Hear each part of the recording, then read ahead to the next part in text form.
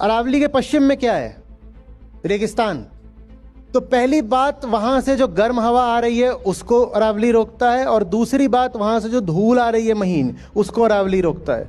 और जिसको आप AQI कहते हैं, वो भी किससे बढ़ता है? क्या नापता है AQI?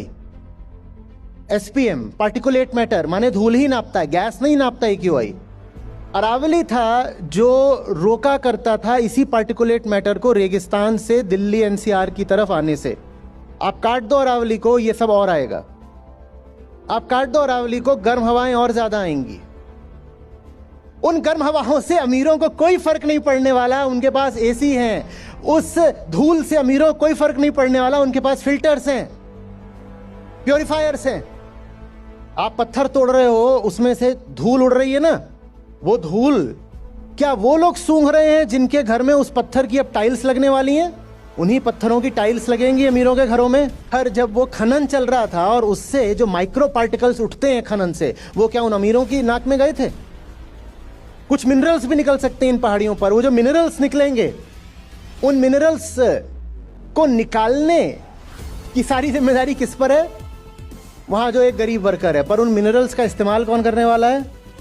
रात में अपने ज्यादा सरफेस एरिया के कारण अरावली ठंडी हो जाती है। क्यों? क्योंकि वहां पर राजस्थान में बादल बहुत कम होते हैं। जब बादल बहुत कम होते हैं ना, तो जो ओपन सरफेसेस होती हैं वो अपनी हीट को स्पेस में वापस रेडिएट कर देती हैं। तो वो जो अरावली ठंडी हो जाती है, उसका कुछ असर अगली सुबह तक भी चलता है। तो उसकी रेडिएट करने की क्षमता भी चली गई। पहले ही गर्मी इतनी है इस क्षेत्र में जिसकी बात हो रही है, वहाँ गर्मी और बढ़ेगी, लेकिन उस गर्मी का कोई भी असर अपर मिडिल क्लास पर नहीं पड़ना है। मिडिल क्लास पर भी बहुत कम असर पड़ना है। वो जो मजदूर है, वो जो सड़क पर मोमोज बेच रहा है, वो जो रिक्शा चला रहा है, वो जो ऑटो चला रहा है, जो ठेला लगा रहा है, मरेंगे ये मरेंगे। या वो जो घर पे आते हैं फूड डिलीवरी करने, भुगतेंगे ये।